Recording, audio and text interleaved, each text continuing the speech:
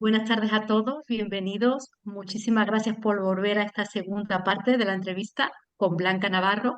Y hoy sí, hoy vamos a tocar el tema del antisemitismo actual, que por cierto, hablando de eso, hoy en Sevilla, la expresidenta del PSOE, Amparo Rubiales, comparecía por un comentario que hizo a Elías Bendodo, coordinador general del PP, al llamarle judío nazi. Ella, para defenderse, ha dicho que era un comentario, digamos, que no era una cosa peyorativa, sino que era una expresión coloquial. Con lo cual, imaginaos, una expresión coloquial. Pues Blanca, te escuchamos. Cuéntanos, vamos a retroceder un poquito en todo eso que queríamos hablar y no hablamos. Sí, que el otro día, bueno, primero de todo también saludar a todos los que os habéis conectado y agradeceros los que ya os conectasteis la semana pasada, pues que hayáis querido repetir, ¿no? Es verdad que nos quedamos con muchos temas a medias y que de alguna manera hayáis querido participar en esto que tuvimos que cortar porque no había más tiempo la semana pasada y a los nuevos, pues agradecer, ¿no? Que no hayáis querido que pase la segunda sesión sin también participar. Dicho todo esto, pues efectivamente le vamos a dar un poco la vuelta porque teóricamente el antisemitismo era de lo que íbamos a hablar en la charla del otro día, pero es verdad que fue muy fluido, participó un montón Mm. de gente y también de los oyentes y bueno, y lo mismo a los que no estuvisteis, pues lo mismo invitaros a que esto sea una charla coloquio. Estrella y yo hablaremos un ratito al principio, ¿no? Los primeros 20 minutos, media Sí. hora, pero un poco la intención es ir poniendo temas encima de la mesa para que podamos participar todos, para que podáis participar todos los que os habéis conectado, porque me consta que aquí hay grandes una gran experta también en temas de antisemitismo y bueno, por supuesto, todos tenéis pues un nivel de experiencia, todos habéis leído y serán opiniones muy interesantes para que las compartamos. Dicho esto, pues claro, cuando Estrella hace ya unos meses me propuso el volver a hablar de la lucha contra el antisemitismo, y claro, la primera reacción es, bueno, pues nada, volveremos otra vez a hablar del antisemitismo clásico, religioso, de la historia del antisemitismo racial, político, pero por desgracia, aunque yo ya iba pensando, bueno, pues volveremos otra vez a desempolvar los clásicos que todos os sabéis, pues como veis, la actualidad, por desgracia, nos brinda semana tras semana, porque si esto lo hubiéramos hecho la semana pasada o hace un mes, seguro que hubiéramos tenido también uy, mira, pues casualmente esta semana hemos tenido tal cosa que ha pasado, que bueno, si son anécdotas y esto realmente son cosas excepcionales, hay que ver esta loca, cómo se le ha ocurrido sacar los pies del tiesto de esta manera. Pero por desgracia, pues semana a semana, pues vamos teniendo estos ejemplos de situaciones que desde fuera, ¿no? Desde fuera de los que estamos preocupados por el antisemitismo, pues es una anécdota más que cuando las juntas todas hacen un collar, ¿no? De todas las. Y me decía Estrella, vamos a hablar de este tema que si queréis vamos a detenernos un momento en cómo fue, ¿no? El acontecimiento que fue que a propósito de que habían nombrado a Elías Bendodo, ¿no? Como portavoz del PP, Realmente, exacto. pues claro, como no van casualmente, ¿no? Casualmente, pues no tenía otro atributo con el que insultar. Exactamente. Casualmente, ¿no? Porque esto no significa nada, pero casualmente, ¿no?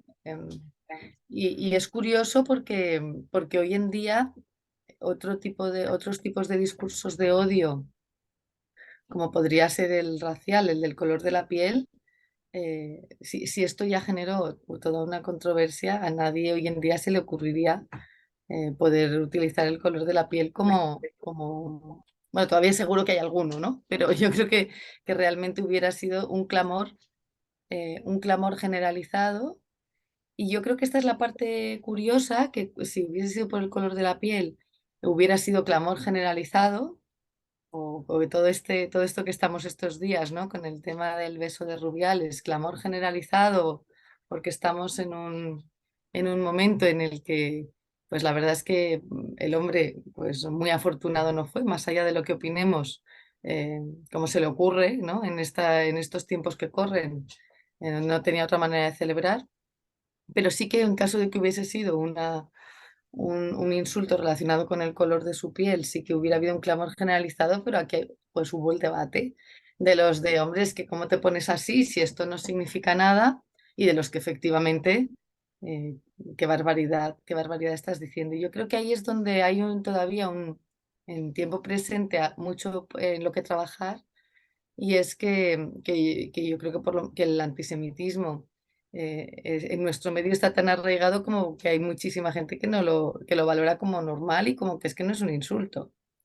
Es que realmente no le dijo lo que el otro interpretó, es que hay que ver cómo son los judíos que siempre están pensando en que se les tiene manía, ¿no? Y yo creo que ahí esa es la gravedad del antisemitismo en nuestros días, en que está tan arraigado que todavía hay gente que no lo interpreta como insulto. Y a propósito de esto, me he puesto algunos ejemplos recientísimos de que, como, bueno, como ya sabéis, esta vez no me he presentado porque ya creo que me conocéis todos a raíz de algunas acciones que hice en mi vida política y que luego tenían su repercusión en Twitter.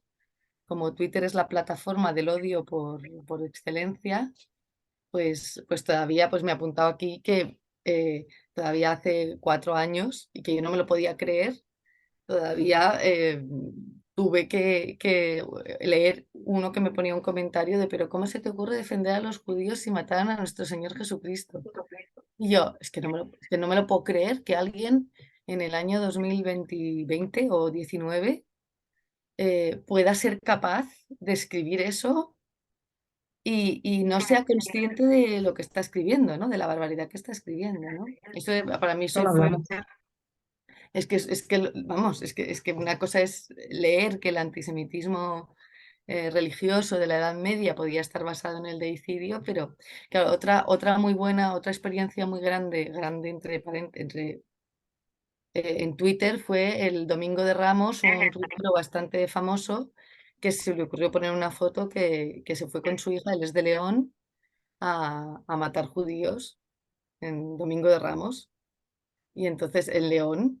Y entonces, claro, no se me ocurrió qué cosas tengo de decirle, hombre, ¿no crees que a estas alturas de esta tradición ya tendríais que se le tendría que haber cambiado el nombre? Y claro, y el problema fue que me dijo de todo, que todos sus amigos se pusieron a insultarme. Por suerte se generó, ahí sí que se generó entre detractores y, y el problema fue que cuando lo denuncié en Twitter le bloquearon la cuenta, y entonces todos sus amigos pues empezaron a acosarme porque por mi culpa le habían bloqueado la cuenta al otro, y que hay que ver que cómo saco las cosas de contexto, si es una tradición, no significa lo que significa, ¿no? Y, claro, y esto es algo que pasó hace, pues en Domingo de Ramos de esta Semana Santa, de este año, ¿no? En el 2023. Claro, entonces estos acontecimientos, ¿no? Otra muy curiosa, hace relativamente poco puse un tuit, alguien que no estaba de acuerdo con lo que yo había puesto me puso, ah, bueno, pero tú eres la sionista, ¿no?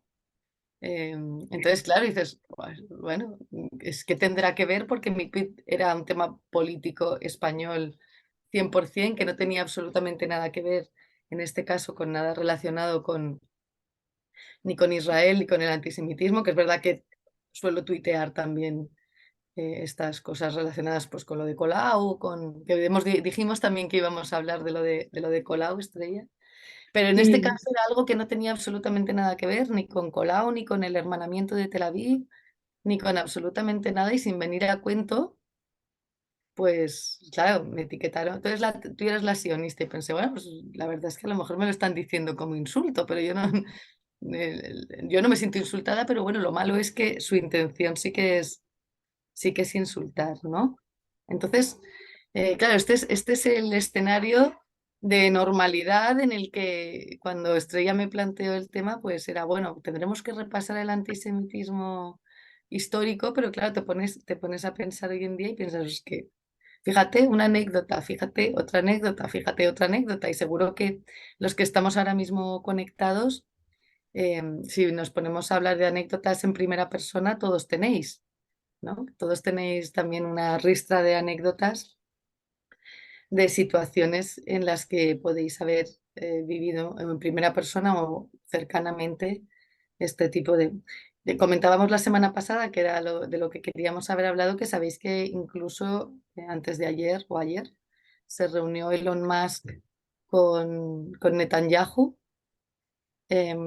porque a principios de verano, a raíz del informe de IDL, que es la Liga Antidifamación, y él había, en su informe, había hecho todo un análisis del antisemitismo en Twitter, y entonces dentro de este informe había reflejado cómo Elon Musk había puesto like a un tuitero que es abiertamente antisemita, supremacista, blanco, irlandés, con todos los atributos del antisemitismo de ultraderecha. Y Elon Musk no se le había ocurrido nada mejor que darle vuelo. Y entonces el informe de IDL pues había hecho constar que desde que había cambiado la propiedad de Twitter, pues una serie de comentarios que ya estaba muy claro que eran motivo de denuncia con la propiedad anterior, cuando Elon Musk había tomado la propiedad de Twitter, pues habían empezado a no censurarse, ¿no? A raíz de esto, Elon Musk ha amenazado con denunciar a IDL porque desde que, según refiere Elon Musk, desde que IDL hizo este informe, están en riesgo el 60% de las ventas en publicidad de Twitter, según Elon Musk, porque IDL ha hecho algún tipo de acoso o presión sobre grupos de opinión para que no compren publicidad, para que no vendan publicidad a Twitter en manera bueno, de protesta ante a esta deriva de incremento del antisemitismo en la plataforma. Con lo cual, ante esta lucha de titanes de Elon Musk y Diel, pues casualmente se reunieron esta semana, ya digo, no sé si ayer o antes de ayer, Netanyahu con Elon Musk, pues supongo que para hablar de sus cosas y entre otras saber qué pasa con el antisemitismo en Twitter. Con lo cual, cuando me planteaste vamos a hablar de antisemitismo y yo pensaba que teníamos que empezar a hablar de la Edad Media, pues por desgracia pues es tan trending topic, por decirlo de alguna manera, que hasta ha provocado una amenaza de denuncia de Elon Musk contra IDL, una reunión de Elon Musk Y digo Elon Musk porque es uno de las personas con más control sobre la opinión planetaria, ¿no? Es que de la opinión planetaria, porque quien controla Twitter, o sea, quien decide en Twitter qué es censurable y qué no, eh, está controlando lo que, de alguna manera, los marcos morales del planeta, ¿no? Entonces, aunque suene así un poco cosmológico, lo del planetario, en este caso, pues Elon Musk, además de mandar cohetes a la Luna y fabricar coches, pues es el garante, es el gran hermano, ¿no? El gran hermano en la visión de 1984 de Orwell, es el gran hermano que decide lo que se puede y lo que no se puede opinar, ¿no? Dicho esto, y un poco por seguir el hilo de la charla del otro día, que estábamos hablando de la importancia de la opinión de las figuras de autoridad, ¿no? De cómo cuando las figuras de autoridad en cualquier sociedad tienen como papel el arbitrar la convivencia y cuando son los estados, el garantizar la convivencia de todos los individuos, especialmente de las minorías, ¿no? Entonces, cuando las figuras de autoridad, estábamos hablando ahora de Elon Musk, y hace poco, aquí además a nivel local, ¿no? No vamos a comparar a Colau con Elon Musk, que seguro que le gusta, pero cuando nuestra figura de autoridad en el Ayuntamiento de Barcelona, en vez de garantizar la convivencia, se puso a alentar los discursos de odio antisemitas, ¿no? Apoyando a los que querían romper el hermanamiento. De alguna manera es este mismo papel que hablábamos en el libro, de que estas figuras de autoridad, cuando en vez de reprimir los discursos y las conductas de odio, lo que hacen es licitarlos, pues aparecen otras figuras que dicen, ah, no, si yo solo estaba obedeciendo. Si como quien mandaba me dijo que se podía, pues lo estoy haciendo porque el que mandaba me ha dicho que lo haga, ¿no? Si yo no he pensado, ¿yo para qué voy a pensar, ¿no? Que era un poco la tesis de Eichmann o la tesis que se defendió en los juicios de Nuremberg, ¿no? De la obediencia de vida, que luego ya hemos visto que no ha sido tal, ¿no? Que Eichmann, después han salido unos vídeos que fueron grabados antes de que el Mossad lo encontrase y lo llevase a Jerusalén para ser juzgado, que en esos vídeos fue entrevistado por un periodista en los que había puesto la cláusula de que hasta que él no se muriera no podían salir a la luz, pero en esos vídeos pues se jactaba bueno, de obedecer nada, de que estaba muy orgulloso y muy satisfecho de cómo habían hecho el mal muy bien, ¿no? Entonces esto, cuando estas figuras de autoridad, por más que quieran justificarse como la obediencia de vida, pues eso, en vez de reprimir los discursos de odio, los alientan, pues es como hemos estado en Barcelona, que también casualmente, entre comillas, pues aparecieron pintadas en la sinagoga de Chabad, aparecieron pintadas en la CIB, ¿no? Y vemos cómo la gente se pone a mezclarlo todo también en otro de los tweets de esta semana, sin venir a cuento. Es que todos los judíos odian, y es bueno, pero estás diciendo, todos los judíos odian a los palestinos. Vamos a ver, pero qué patata mental tienes como para ponerse. Pero claro, al final la gente, cuando se le da vuelo y se le da permiso para hacer barbaridades, la gente se toma los permisos, ¿no? Y las figuras de autoridad, tanto si es Ada Colau como si es Elon Musk, pues es imprescindible que tengan conciencia de cuánto de importante es su papel en regular la convivencia, y cuánto de importante pues es este papel o de reprimir, y de que hay cosas que tienen que estar reprimidas y bien reprimidas, o de alentar, y el dar un paraguas para todos aquellos que, aprovechando que me han dado permiso, voy a desmelenar mi odio, pues aprovechar para, bueno, tener una especie de vacaciones morales donde todo vale, ¿no? Me he empezado a mezclar, he ido saltando de una cosa a otra para poner temas encima de la mesa para que ahora podamos todos debatir, comentar y compartir opiniones. Sí, tienes razón. Y a propósito que tú decías de lo del color de la piel, comentaba el anterior presidente de la Federación en un artículo que escribió que ese insulto de judío nazi, ¿no? Claro, es que está muy permitido decirle al judío cualquier cosa. Es que es muy fácil. Si fuera musulmán, homosexual, o mujer, o gitano, no se atrevería. Ellos saben con quién se atreven. Entonces, claro, ahí está la historia, ¿no? Que es muy fácil atacar a un judío porque es como tú dices, está muy arraigado en la mentalidad y para él es coloquial decir judío, nada, como cuando se decía perro judío, es así de fácil. Pero si fuera musulmán, mujer, homosexual, lesbiana, no eso no se haría porque ahí sí saltarían las alarmas, seguro. Ujú. Sí, sí. ¿Alguien Y, más quiere comentar algo? y la normalidad, ¿no? El La problema es normalidad, la, claro, no no- pasa la nada. normalidad absoluta, aquí sin comillas, ¿no? La normalidad en cuanto a la negación colectiva, ¿no? Cuando, claro, me pregunto, ¿y cómo se te ocurre meterte a cosas de antisemitismo? Pero si no hay antisemitismo.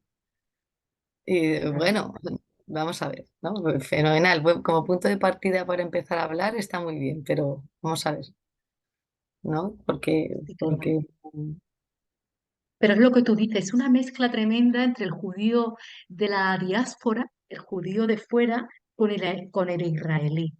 Entonces ellos se hacen un lío tremendo entre el judío que vive fuera y el israelí. Entonces, para ello, cualquier judío es un sionista, cualquier judío es como que está capacitado para, para odiar al palestino. Entonces, es una mezcla tremenda que tienen, sin conocer realmente cómo es Tel Aviv, por ejemplo, ¿no? Que es uno de los sitios más, podemos compararlo con Nueva York, Barcelona o cualquier lugar, ¿no?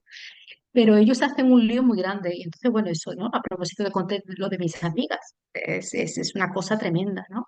Es decir, tener unas amigas de toda la vida y que no vengan porque has estado en Israel, claro, es que lo primero que me comentan es, ¿cómo vas a Israel? Con la de cosas que pasan allí. Y yo, claro, digo, pues vete a Irán, que hay pena de muerte. Claro, es que ellos no se ponen a pensar en nada de eso.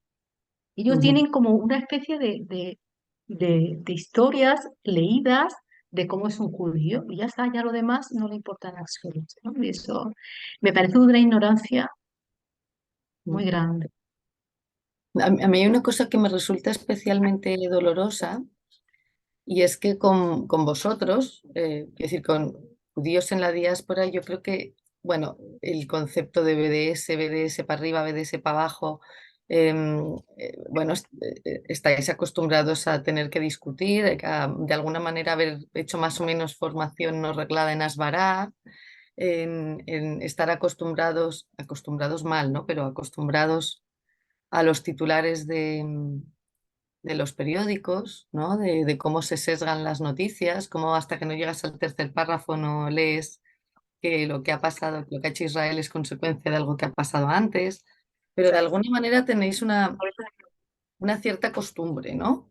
O sea, costumbre de, bueno, a saber que, bueno, que puedes tener que, al menos, tener que hacer dialéctica, ¿no? De defenderte o de defender a Israel o de, bueno, tener mecanismos para cómo gestionar bueno, las situaciones más o menos incómodas en las que uno se puede encontrar. Pero claro, cuando he ido a Israel y les hablo a mis amigos de Israel, que estoy, bueno, que los judíos en la diáspora tenéis que estar defendiendo, y que yo estoy aquí también metida en el ajo en toda esta defensa, es como que te miran como de qué me estás hablando, pero qué cosa más fea me estás contando, ¿no? Ya sé que Europa nunca ha sido muy amiga y que cada dos por tres se ponen de perfil, pero no me lo cuentes porque es que esto es muy feo. Aquí tengo mi propio conflicto, ¿no? Con el tema de los palestinos, pero estar escuchando el conflicto de Occidente y de cómo en León van a matar judíos el día de Semana Santa, el día del Domingo de Ramos, o cómo existía este pueblo que se llamaba Mata Judíos qué bien, qué victoria que le han cambiado el nombre a Mota de Judíos. Es como, ¿pero qué me estás contando? Claro, es como, me lo tomo como algo divertido o realmente si escucho en serio, ¿qué me estás diciendo, no? Em, claro, es verdad que la tarea dialéctica o que te pongan unas pintadas, a lo mejor para ellos puede ser pequeño en comparación con, claro, la cantidad de atentados que hay en Israel, y que este año es una pasada, es que llevamos unas cifras em, dolorosas, es que no se me ocurre otra palabra, ¿no? Pero claro, explicar esto no, no, es que aquí perro judío, y dices, ¿qué me estás hablando? ¿No? Y a mí me resulta doloroso ver las caras cuando se lo explico, las caras que ponen de, pero qué me estás hablando? ¿No? Sí, hay una normalización en todo esto.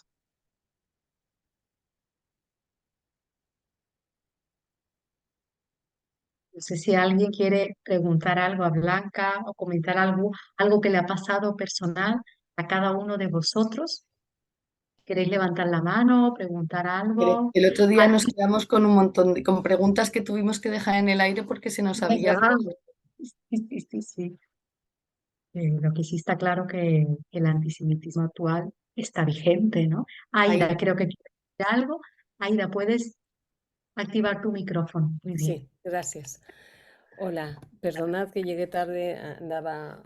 Es que estos días de Rosh Hashanah son horribles. No pasa nada. Súper. Estuvimos poniendo cinta reflectante en los escalones, porque tenemos los baños en el sótano y como viene gente mayor y que tiene dificultad para ver, pues estuvimos poniendo eso y se nos hizo un poco tarde, lo siento, ¿eh? Mira, yo es tan distinto haber crecido y teniéndolo no asimilado, porque eso nunca lo puedes asimilar, pero es como, no es que te conformes tampoco, ¿no? Pero es una cosa que dices, bueno, es parte de nuestra historia. Como hay tanto detrás, pues es parte de nuestra historia. Pero cuando una persona que ha sido educada en otro contexto, con otras historias, de otra manera, la primera impresión que tiene cuando entra en Yad Vashem, bueno, cuando llega a Israel en general, ¿no? Porque yo tengo amigos que van a Israel y dicen, pero sí, es igual que aquí, porque no sé qué es lo que esperaban, no sé qué idea puedan tener, pero es tremendo, ¿no? Sí. Pero claro, cuando entras a Yad Vashem, entre la majestuosidad del sitio, entre la historia terrible que cuenta, no te da tiempo a asimilar lo que estás viendo, porque son tantos impactos tan bestiales, tan brutales, tan dolorosos, tan inexplicables. O sea, es que cuando sales a la parte del balcón, cuando sales a esa parte que...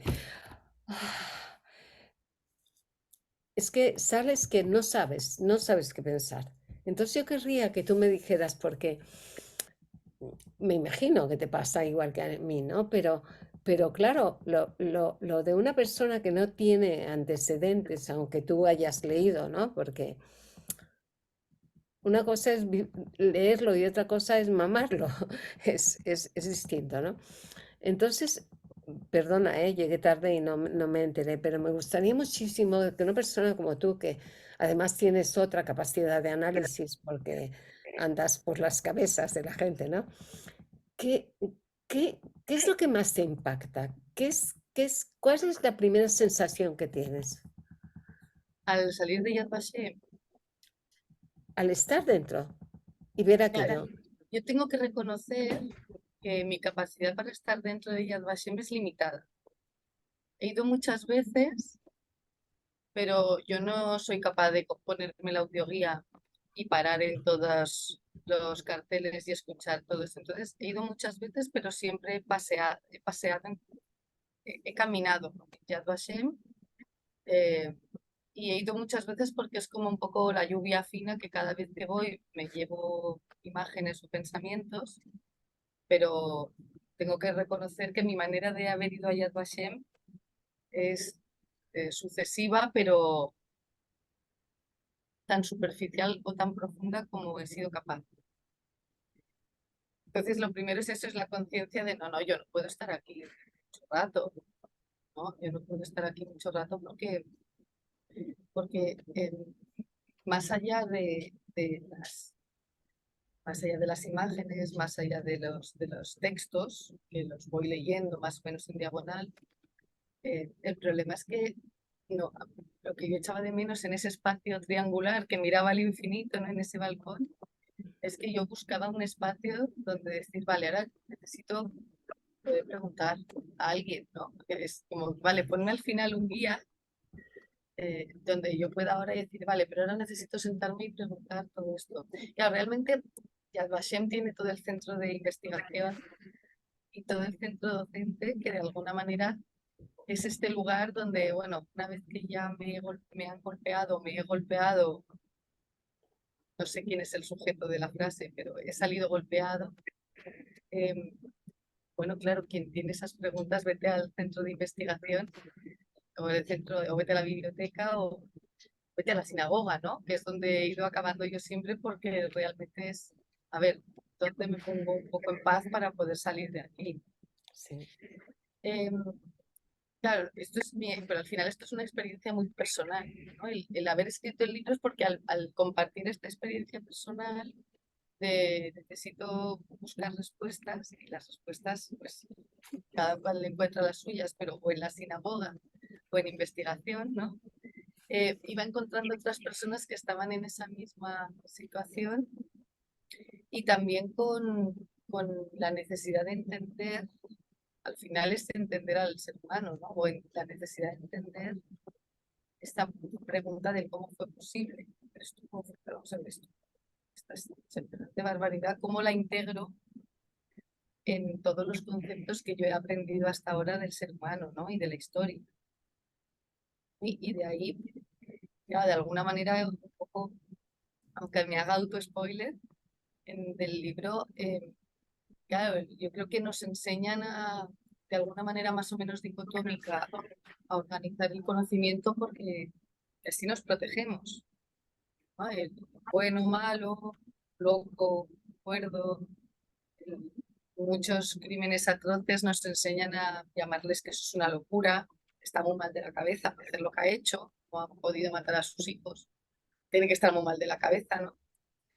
O eso, el malo es otro, pero que, claro, el darle la vuelta a todos los conceptos y el ver el mal también como algo bastante dimensional y bastante que no hay buenos y malos, sino que todos lo somos un poco y sobre todo que depende de las circunstancias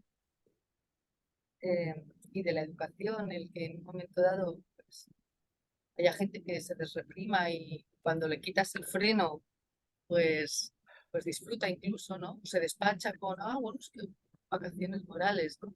Se podía, estaba permitido como estaba permitido, ya no hay freno. Es que, claro, y este no es loco y a lo mejor tampoco es exactamente malo, solamente que aprovechó que le dieron permiso para, ¿no? Con lo que hablábamos el otro día con Lila de Jedwabne, ¿no? Esta ciudad polaca donde llegaron los nazis y dijeron, bueno, tenéis 48 horas a los católicos, a los cristianos católicos del pueblo, tenéis 48 horas para acabar con la mitad de vuestros vecinos. Y como les dieron permiso y tenían ganas reprimidas, pues no hizo falta que les obligaran para acabar con la mitad que eran 500 personas, 48, que eran sus vecinos. Ya. ¿Tú la visita la hiciste con Mario Sinai?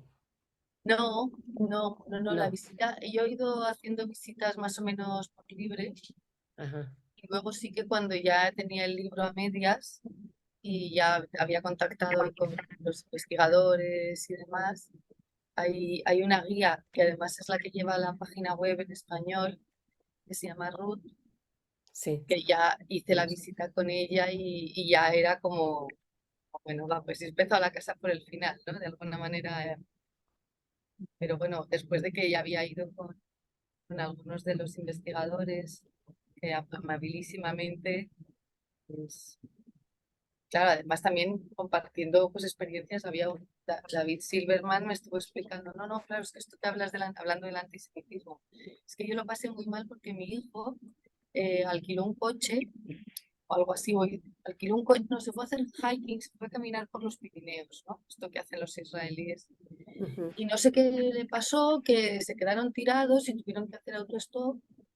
Y entonces me explicaba que un señor de un pueblo en algún sitio, yo entendí que era como de Huesca o Lérida, les había cogido y que, bueno, pues lo típico, te montas en el coche y te pones a hablar con el que amablemente te ha parado y habían dos en el coche y entonces en el momento en el que hay, ¿de dónde venís? Somos de Israel, pues todo cambió, se quedaron callados y entonces les llevaron al siguiente pueblo y les dijeron, mira, no, es que no podemos seguir llevándoos. Y les dejaron en el pueblo y se quedaban tan anchos. Y me lo explicaba y yo era como, ¿pero qué estás contando? ¿Esto cuándo pasó?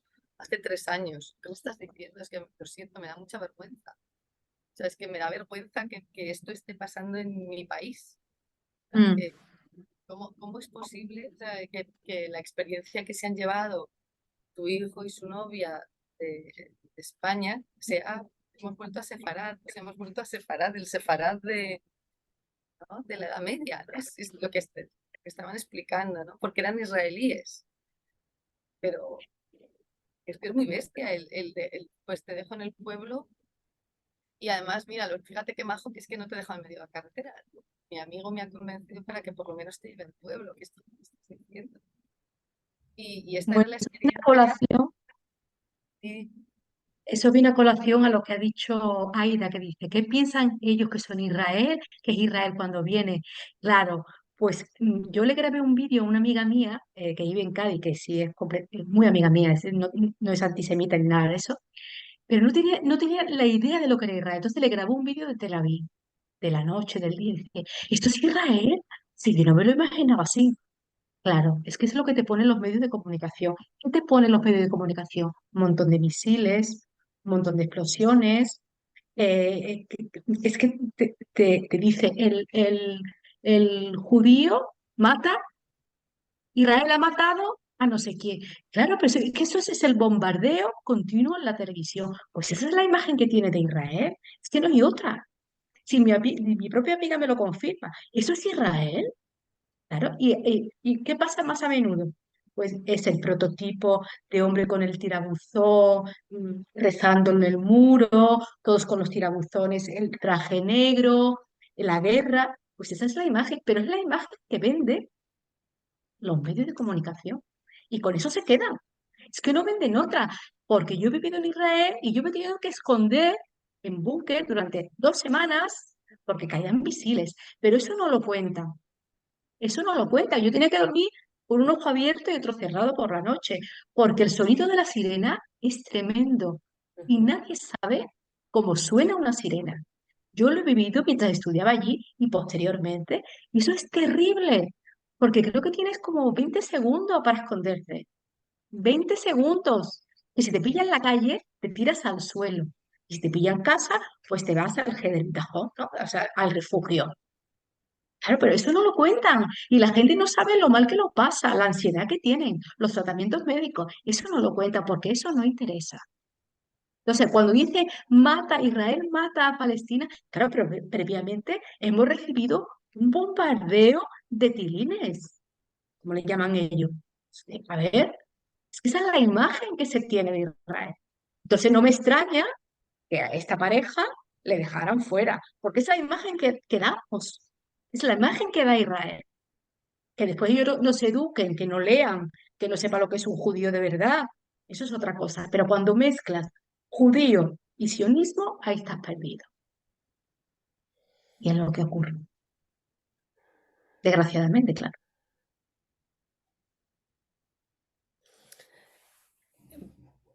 Blanca, ¿y tú ves alguna... Ah, perdona, Ángel, que quería Ángel preguntar algo, no me meto yo. No te...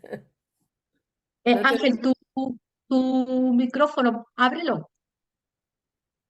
Pero la pregunta es, ¿quién interesa? Porque, a ver, el pueblo es fácil de convencer, visto lo que ha ocurrido en muchos países. O, por ejemplo, lo que está ocurriendo hoy en España, que un determinado partido está motivando para hacer una protesta. O sea, entonces la pregunta es, ¿por qué intereses hay para que den esa información todos los medios de comunicación, no solamente en España, sino en el resto del mundo, no solamente en nuestro pueblo, sino también cuando yo veo el mundo musulmán, pues son unos machistas, a la mujer la tienen con una mierda, con perdón. Sí, sí. Entonces, yo lo que pregunto es, ¿a quién le interesa? Porque yo como pueblo tengo mis criterios, pero no sé si me explico. La pregunta es, ¿a quién le interesa que los medios de comunicación y el Estado, no de España, sino de muchos países, creen esta situación antisemita, antijudía, antisemita, antimusulmana, anti lo que sea? te ayudaría varias respuestas, algunas un poco más em, tópicas, ¿no? Tópico, y otras a lo mejor un poco socialmente incorrectas, ¿no? Las tópicas es que hay votos, es decir, los resortes para conseguir votos pueden estar en muchas causas, ¿no? Es decir, que realmente no es imprescindible que a alguien le preocupen los palestinos para cargar contra Israel o contra Dios en general, pero este discurso consigue votos, ¿no? Es decir, que esto es a lo mejor un poco más simplista. Claro, luego la menos socialmente correcta es que claro que pueden haber gentes con malas intenciones que disfruten perjudicando a otros, o personas que pueden tener un interés, como esto de los votos, en generar un tipo de discurso de odio, porque les genera algún tipo de beneficio, que si tendríamos la opción del disfruto haciendo daño, tendríamos la opción del tengo un beneficio de algún tipo, pero claro, y lo que a mí me preocupa más es cómo el ser humano continuamente en la historia va justificando absolutamente todo por un bien superior. Y absolutamente todo tiene una justificación por un bien superior. Todos los cambios que han sucedido en la humanidad tienen un discurso superbuenista amparado en una idea que, bueno, es elevada y además es defendible y moralmente tiene toda una argumentación y una justificación. Y ahí es donde está la trampa y el peligro, porque realmente los seguidores de cualquier discurso de odio, cuando utiliza esta argumentación de bien superior, eh, cualquier cosa la pueden hacer por hacer el bien, ¿no? Y claro, el ejemplo era, claro, cuando volviendo al libro, ¿no? Todo el discurso de la Alemania nazi era bien superior, de vamos a generar un lugar con un entorno más puro, una raza más pura, y ahí, bueno, era por un... Es decir, los seguidores no todos eran malos, eran gente con muy buenísimas intenciones, que el pequeño detalle es cuando las ideas pueden llegar a justificarlo todo. Y cuando las ideas están por encima de las personas, de los derechos individuales, porque el ser humano tiene la capacidad de justificarlo absolutamente todo. Es decir, cuando todos tenemos dos ideas que tenemos que conseguir que encajen y son contrapuestas, encontramos un argumento, por ejemplo, bueno, es un daño colateral, bueno, yo no quería, pero no había otra manera mejor, bueno, es un mal menor, bueno, quiere decir que incluso para que el peligro no está a quien le beneficia, ¿no? Como esta es opción 1 y 2, la de los que disfrutan con el mal o los que tienen un beneficio. El peligro verdaderamente es los que con algún argumento, esto de la disonancia cognitiva, pueden encontrar una justificación que permite estar en paz con uno mismo porque, bueno, los daños colaterales, bueno, pues, ¿qué vamos a hacer, no? Lo digo absolutamente con toda la ironía del mundo, por favor, que nadie me malinterprete, que estoy caricaturizando el argumento, porque precisamente este buenismo, incluso este buenismo, ¿no? Que por supuesto los argumentos de Ada Colau, los argumentos de Ada Colau, todos eran, queremos romper el hermanamiento con Tel Aviv, bueno, pues a lo mejor insultan a algún judío, pero bueno, realmente pues un daño colateral porque esto lo estamos haciendo por el bien de los palestinos pobrecitos. Es decir, que todos los discursos, o muchos de los discursos de odio, lo malo no es, o sea, nadie dice, o sea, muchas veces no, o sea, no se argumenta vamos a matar a X porque se lo merece, matar, digo, el estereotipo que sea, sino no, es que esto lo hacemos, que queremos generar una sociedad más justa y qué pena que los X pues lo están entorpeciendo, ¿no? Es decir, no perdamos de vista también que del holocausto la primera opción no era el genocidio, la primera opción era campos de concentración y a ver a dónde los llevamos. Bueno, algunos, estoy ironizando, ¿eh? Bueno, algunos a lo mejor sí que los vamos matando, pero bueno, no queremos matarlos. Bueno, pero al final, si no queda más remedio, bueno, no sabemos. No, estoy ironizando todo en absoluto, porque este es el discurso peligroso, ¿no? El que es un psicópata y disfruta haciendo daño y abiertamente expresa satisfacción haciendo daño, este se le debe venir. O el que al final es un interesado y más beneficio este también se le debe venir. El problema es el discurso buenista. No sé qué opináis y si alguno que no estáis de acuerdo, por favor, decidme. Sé que Estoy puede ser completamente de transgresor acuerdo. alguna de las cosas que he dicho. A ver, ¿alguien quiere que comentar? Sí, Ángel. Ángel. Dime, Ángel, Pero, que sí he pero generado controversia, a estaré ver, con... ya sabemos que cuando uno se cree poseedor de la verdad, y si es un grupo que es poseedor de la verdad, se carga todo el que no opina igual. Lo hemos visto a lo largo de la historia en muchos acontecimientos. Pero la pregunta que yo hacía era, ¿qué motiva a los medios de comunicación, que son de distintas tendencias políticas, el poner a Israel siempre en las mismas escenas? O sea, si tú vas a TV3 o vas ¿cómo se llama este? Al que tiene la anagrama del Toro, que es de la extrema derecha, o ¿cómo se llama? O ves a la Sexta, a la Uno, a todas Bueno, estas, ves las mismas imágenes. Entonces, ¿por qué interesa a todas las tendencias sacar las mismas imágenes? Esa es la Bueno, pregunta, porque me están volviendo manipulando. al libro, el generar un enemigo también cohesiona mucho. Es decir, y por desgracia, no te has cerrado el ciclo. sí, es que está cerrado solo el micro, Ángel. Ángel, abre el micro. Ya está. Ahora. Pero todos tienen el mismo enemigo en común. La derecha, la izquierda, el centro, yo creo que no. Algo motiva. Es Bueno, ¿cómo diría? No, bueno, no me vienen ejemplos, pero hay algunos ejemplos que nos manipulan, pero ¿por qué y para qué? yo tampoco lo llego a entender del todo el tema del antisemitismo. Bueno, A ver, yo pero entiendo, por ejemplo, perdona que te interrumpa, yo entiendo, por ejemplo, por qué las izquierdas son en su mayoría antisionistas, porque ven Occidente y más Occidente como si fuera un reflejo de Estados Unidos en Asia Menor. Y ese es mi punto de vista. Porque si son verdaderamente de izquierda y compararan Israel con Palestina o con los restos de los países musulmanes, dirían, pero estos no son democráticos, estos subyugan al pueblo, mientras que Israel es una democracia y protege al pueblo. Bueno, entre comillas, porque todos los estados protegen al pueblo.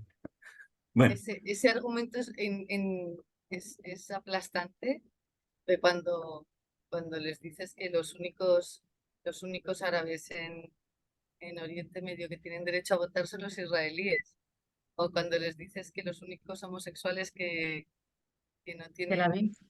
pena de muerte, los únicos árabes homosexuales que no tienen pena de muerte son los israelíes, o las únicas mujeres que tienen derecho a voto en Oriente Medio son las árabes israelíes, las mujeres árabes son las israelíes, ¿no? Y hay dices, bueno, no, es que ¿qué me estás diciendo? ¿Quién hace apartheid? ¿Qué dices que? Pero bueno, yo creo que hay muchos intereses. Claro que desde la izquierda es el más obvio ahora mismo, ¿no? Porque parece que el discurso este buenista de pobres palestinos pues es uno de los discursos. Digo que no entiendo que no acabo de entenderlo, y porque al final es la sensación de que, bueno, si desde la iglesia es el objetivo, desde la izquierda es el objetivo, desde la ultraderecha es el objetivo. eh, entonces al final, un día hablando con un amigo me decía, mira, es que además es que el antisemitismo es el único discurso de odio que en vez de estar basado en el rechazo al que se considera menos, está basado en un rechazo al que se vive como una amenaza porque se le atribuye ser más. Claro, al final, en una de estas discusiones de Twitter es que Israel está donde está gracias a las fortunas de Estados Unidos, porque los judíos controlan. Al final es que dices, pero tú me estás diciendo esto cuando se estaba en Israel. ¿No? Entonces, estos son ejemplos de las últimas semanas, mis discusiones en Twitter. Claro, dices, pero al final el antisemitismo está basado en algo que es tan humano como la envidia, Y eso, el sentirse amenazado por aquel al que se le quiere la atribución, ¿no? Porque sobre todo todos los medios son ricos, claro, pero desde el antisemitismo se atribuye el control, el poder, la riqueza. Entonces, al final, al que se le envidia, pues se le envidia desde la derecha, desde la izquierda, desde el centro, desde la iglesia. Y la sensación es que pues, este discurso de odio, eso, en vez de estar basado tanto en el rechazo al que se considera menos, es al que se le atribuye ser más y por eso ser una amenaza. Pero claro, yo tampoco, ¿cómo es posible que a lo largo de la historia haya sido una constante? No sé, ¿qué respuestas encontráis? Pila, estaba esperando, te he intentado provocar para que hablases un par de veces, por fin, gracias. Bueno, no, porque también es muy interesante lo que se va compartiendo. No sé si se escucha bien, ¿sí? Sí, Perfecto. sí. Sí, perfecto. Pues a mí me gusta todo este debate que vamos compartiendo entre los que hoy habéis motivado, Blanca y Estrella, ¿no? Pero también yo quería poner el foco en nosotros mismos, ¿no? Porque igual que esa normalización que decimos pasa en las sociedades, y muy especialmente en las sociedades, cuando hablabas, Blanca, del antisemitismo religioso, porque ahí hay un germen muy concreto, ¿no? Muy historicista y tal. También el foco puede estar en nosotros, ¿no? Cómo vamos normalizando, aunque nos irrita, ¿no?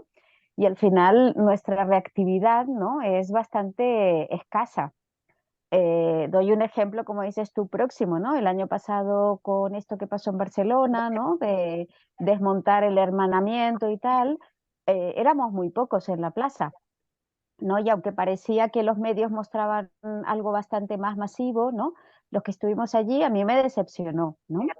Y cuando hablé con otras personas que me pareció que habíamos quedado para vernos allí y estar todos en esa manifestación de protesta, protesta muy legítima, ¿no? Bueno, tal, ¿no? Y al final también tenemos una actitud como muy pasiva, ¿no? Y esto es lo que en los últimos años me viene como rechinando internamente, ¿no? También recordaba esa película sobre el negacionismo, no recuerdo ahora el título, ¿no?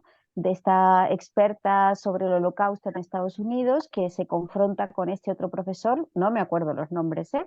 Pero bueno, es una película muy clásica sobre el negacionismo y que llega a un juicio, ¿no? Porque este hombre publica un libro donde desmonta, ¿no? Todos los argumentos válidos sobre aquello que pasó, ¿no? Entendiendo el Holocausto como la situación más extrema, ¿no?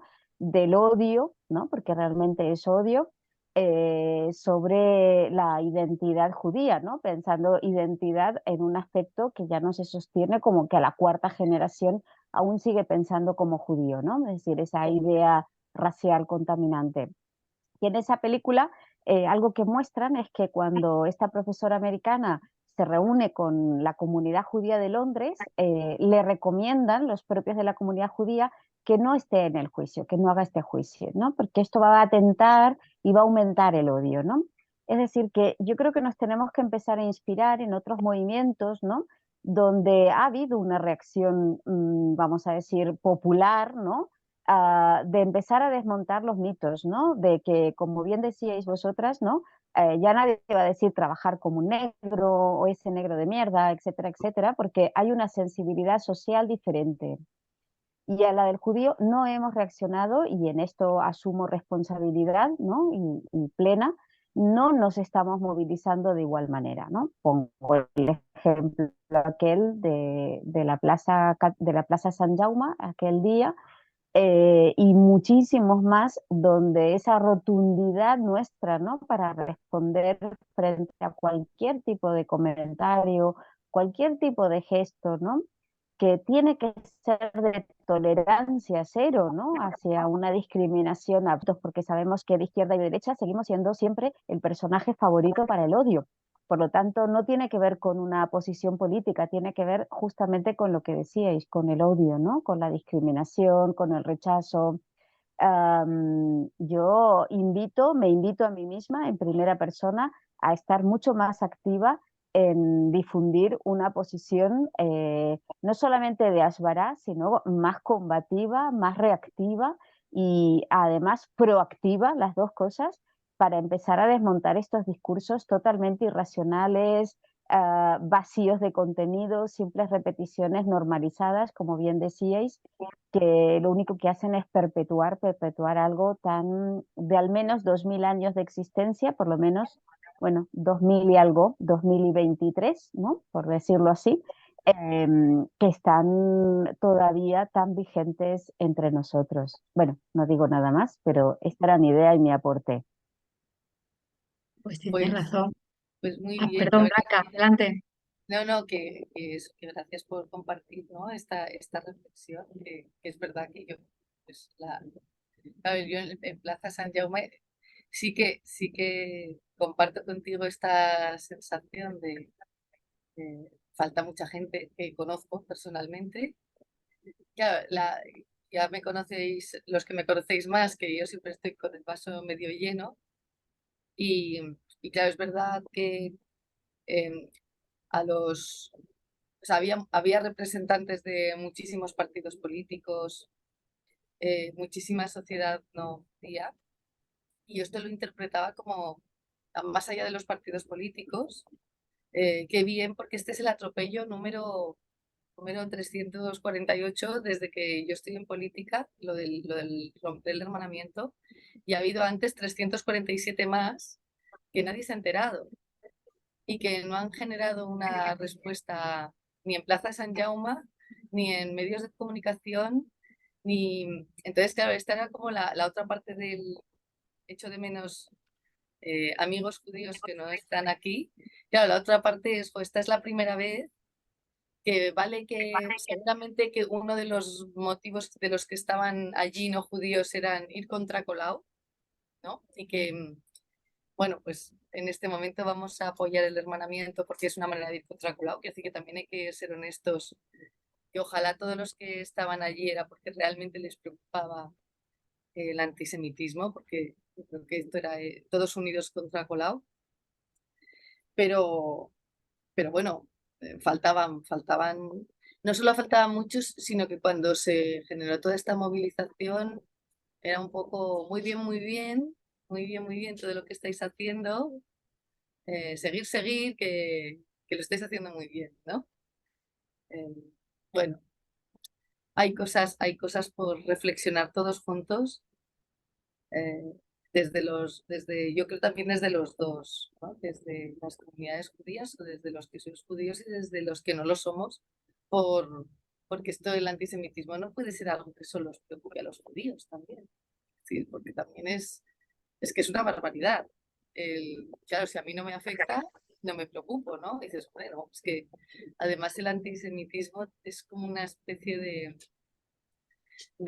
como lo de los canarios, esto de las, mm, de las minas, ¿no? De gas grisú, que es como que cuando empieza a haber antisemitismo en la sociedad hay algo que se está removiendo a muchos niveles, ¿no? Entonces es motivo de más también para estar todos muy atentos y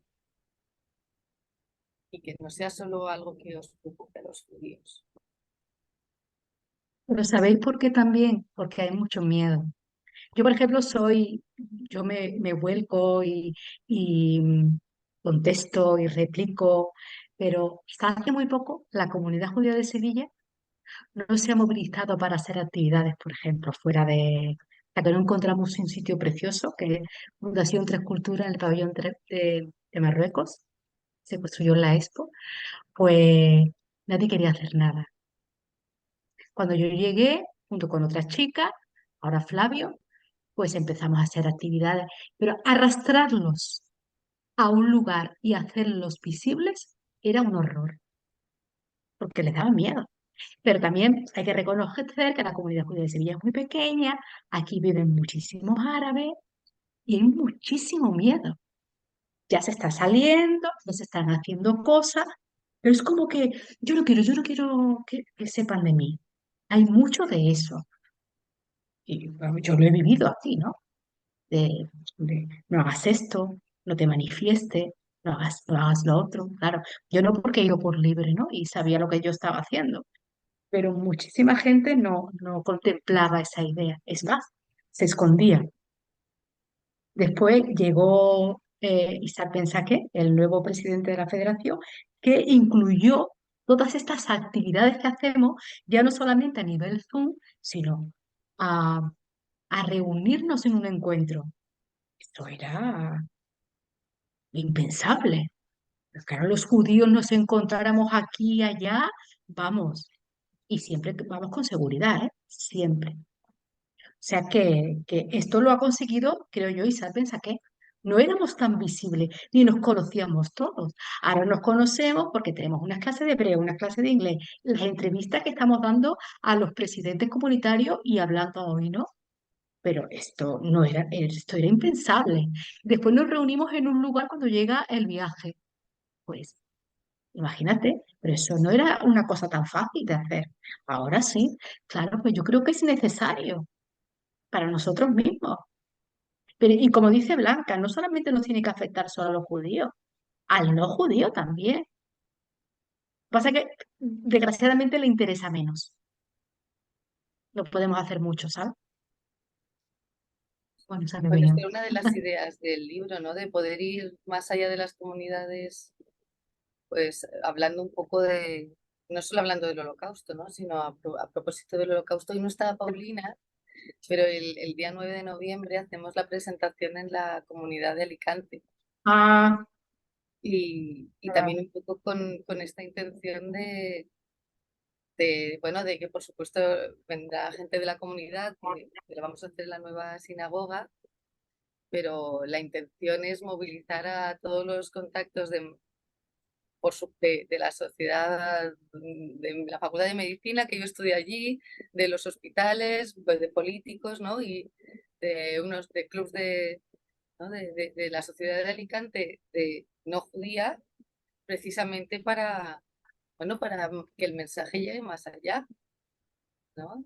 Que al sí, final es donde, bueno, yo creo que es necesario que todas estas reflexiones puedan ser escuchadas y ser tenidas en cuenta por, por personas que a lo mejor nunca se han planteado nada con Israel, ni conocen Israel, ni a lo mejor los conocen, no conocen un judío, pero que es que son los que por primera vez tienen que plantearse todo esto.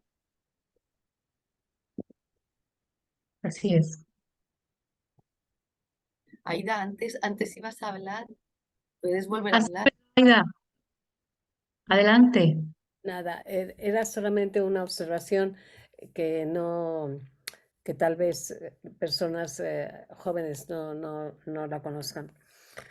En España, cuando yo me vine a vivir aquí, había bueno, cuando empezó la democracia y todo esto, por parte del PSOE había un sentimiento de fraternidad con Israel tremendo, tremendo, porque Solana había estado en Israel, Felipe había estado en Israel, habían estado en un kibbutz, no sé qué. Y varias personas del PSOE habían estado persiguiendo esa idea del socialismo de Israel, ¿no? En el momento que se produce toda la guerra y todo lo que pasó con el tema del petróleo, y los países árabes empiezan a tener un sitio preeminente dentro de la economía mundial y además se dan cuenta de que es un elemento de presión política bastante fuerte, empieza poco a poco a cambiar el discurso hasta que se olvida lo que se decía de Israel como ejemplo de sobreponerse, de sobrevivencia. Y claro, como lo económico es muy importante y el petróleo lo necesitamos, de repente todo el mundo se vuelca a tener una simpatía por los países árabes, no porque tengan afinidad con ellos, no porque se sientan identificados con su régimen ni nada parecido, sino simplemente por el hecho de que necesitamos el petróleo y entonces tenemos que ser muy simpáticos con los árabes. Y eso empieza a hacer cambiar todo. Y parece mentira, pero pero es un mecanismo que dio un buen resultado, bueno, un excelente resultado. Y bueno, igual que pasa ahora, ¿no? Con Rusia, que Rusia está vendiendo petróleo cuando está sancionada internacionalmente, ¿no? Por la Unión Europea, pero claro, hace falta. Entonces, no importa que el tío sea un desgraciado aniquilador, ¿no? Bueno, ya está. Sí. Gracias. Hay un libro súper interesante, Guila, el que encontramos la semana pasada en la librería del CAI, de José Antonio Lisbona, que precisamente hace un recorrido desde los años 30 de las relaciones entre España e Israel y cómo España ha ido jugando a la tradicional amistad hispano-árabe y cómo, bueno, claro, desde la diplomacia ha ido estando, ¿no? O intentando, pues claro, y habla del posicionamiento de España cuando la resolución 181, me parece que es, ¿no? De Constitución del Estado de Israel, de la ONU, y cómo España estaba ahí, ¿no? Con sus intereses, ¿no? Primero o sea, durante la guerra, luego, claro, y cómo, claro, este equilibrio de estar con los árabes y no estar contra Israel, ¿no? Cómo se va manteniendo hasta que finalmente se establecen las relaciones en el 84, 86. Y voy por ahí en el libro. Pero es interesantísimo para los que os guste este tema muy denso, que tiene muchísimos datos. Bueno, y lo del BDS es tremendo. Yo recuerdo que en Cádiz se abrió un cine israelí y el alcalde de entonces lo quitó porque eso, vale, eso era, tenía que estar con los palestinos. Se llevó a juicio y finalmente ganaron ellos. Ganaron ellos. O sea que está muy arraigado, ¿no? Es decir, es lo que tú decías, que es que ya no se trata del palestino, es una cuestión de que es el judío y ya está, ¿no? Y vamos a quitarle a esta gente el cine israelí. ¿Cómo vamos a poner nosotros un cine israelí con lo que está pasando en Israel? Ya está. Es que así de fácil. Cuando a lo mejor el cine israelí no tiene nada que ver ni con guerras ni con nada. Sería un cine, pues el que tenemos nosotros, ¿no? Pues cine de todo tipo. Pero no, no, no, eso lo vamos Yo creo que lo del BDS, Blanca, desapareció de alguna manera, ¿no? ¿Es El así tema o es que no? hubo unos años en los que fueron ganando mociones en los ayuntamientos, gobernados sobre todo en Cataluña, pero en el resto de España, gobernados por Comunes, Podemos, barra Esquerra Republicana, CUP. Y lo que pasa es que a nivel judicial todos los recursos que se pusieron los ganaron, tanto los que lideró ACOM como los que lideró el Lawfare Project, se llama Lawfare Project. Es decir, que todos los juicios que se han ido poniendo, ya, entonces, ya luego acabas con esto de, bueno, es que una cosa es la política y otra cosa es lo judicial, ¿no? Que dices, claro, es que hay algunos que se piensan que la política permite hacer lo que a uno le da la gana, porque bueno, estos son intenciones y que no se metan los tribunales. Pero claro, no sé si Flavio está con la mano levantada y yo creo que ya debe ser la última pregunta, pero la de Flavio, que nos hemos Sí, pasado un poco de la hora, pero le damos la palabra a Flavio y ya después Flavio, cerramos. adelante. Oh, bueno, ¿se escucha?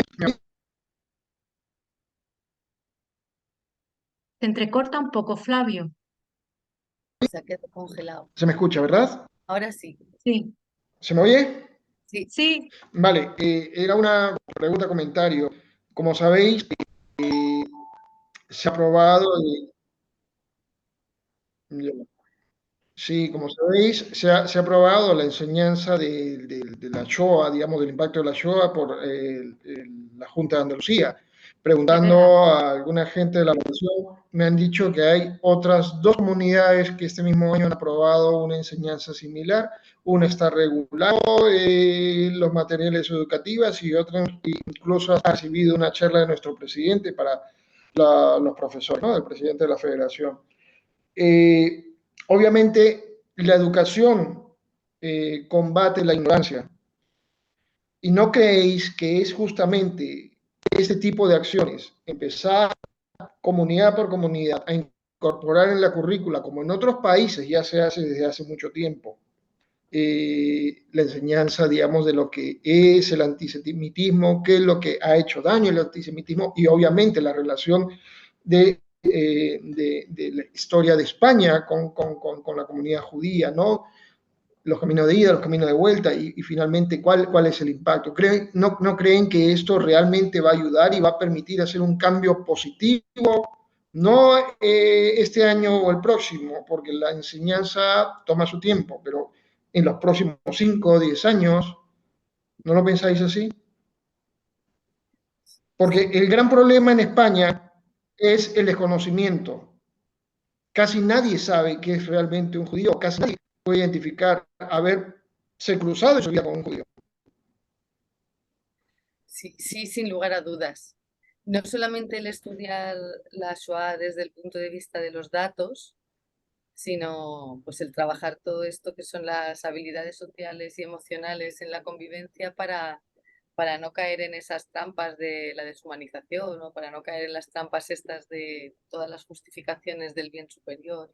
Pero claro, es que para eso la educación tendría que, además de incorporar el holocausto bueno, como lección de la humanidad, a propósito del holocausto, pues enseñar a los jóvenes a que se pongan en las botas, ¿no? En las botas de ya no solo de las víctimas, sino también de los perpetradores, para saber lo que no tiene que volver a suceder. Pero claro, esto yo no sé si lo veremos los que estamos aquí conectados a que el sistema educativo eh, esté así de avanzado. Pero bueno, sí hay Bueno, muchas yo creo, comunidades autónomas que lo han aprobado. A ver, sí, esto llevará su tiempo, evidentemente, porque habrá gente que lo acepte, que lo vea, bueno, que lo vea bien y estará el radical que siga en lo suyo, ¿no? O sea que tampoco sabemos quién se lo tomará bien y quién seguirá en lo suyo de pensando que el judío es malo. Que- Bueno, pues yo creo que finalizamos, Blanca, ya la entrevista.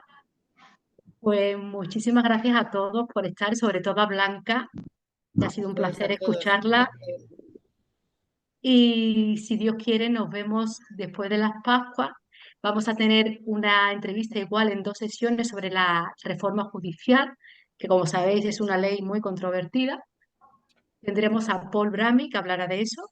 Y desearos a todos pues unas felices fiestas, Shana Tova, Hag Sameach, que lo paséis muy bien, que os entre con salud y alegría el año. Me Gracias. toca. Me toca. Bye. Bye.